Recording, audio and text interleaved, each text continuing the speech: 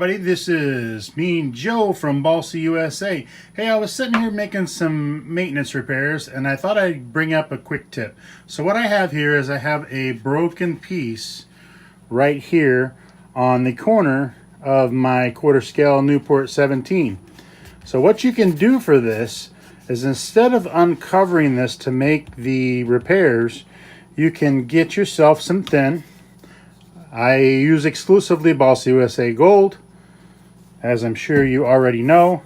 And then if you have access or can get some of these regular syringes, I happen to have some family members that are in the medical business, and I'm able to grab these when I need them.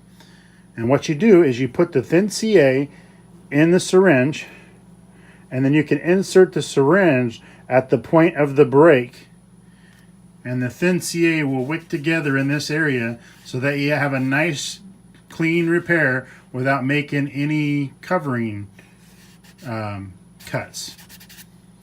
Quick and easy, something that you can do. You can grab these usually at a medical supply store, and again, just use a little bit of thin CA, stick it through your covering at the point where the crack is, put some thin in there, and it should be good to go.